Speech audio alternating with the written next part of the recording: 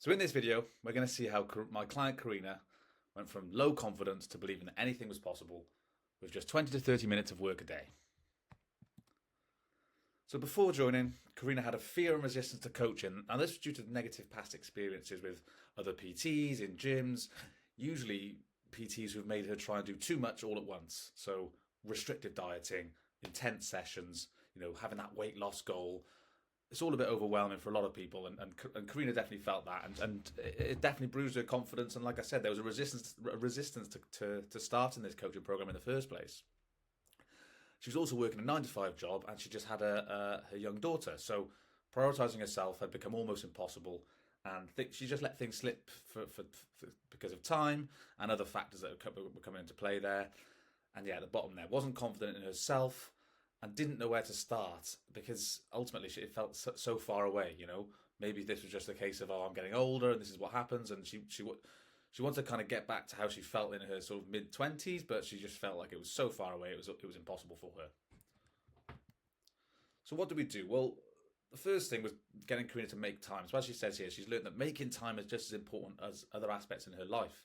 Now, how do we make time? We make it as easy as possible to make that time. So the main thing we said with Karina was, let's just get consistent. So we started off with, I think it was 5 to 10 minutes a day, just nice and simple, 5 to 10 minutes, and I think plenty of walking as well. So we had a simple step count and literally 5 to 10 minutes of exercise a day to start with, just to get the habit built.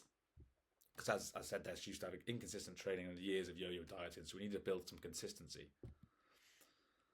And we got her feeling healthy. So we did look into her health on a deeper level as well. So we needed to overcome those health issues that have been holding her back, and this helped build her confidence. She started feeling better. She started enjoying the sessions. The sessions started getting a little bit longer, a little bit more complex, a little bit more enjoyable, challenging, and this all meant that she was getting really great consistency.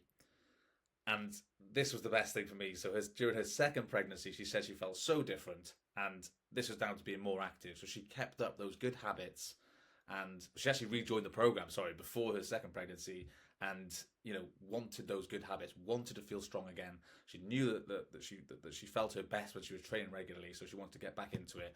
And that was obviously the most pleasing thing for me to hear, that she felt better during her second pregnancy.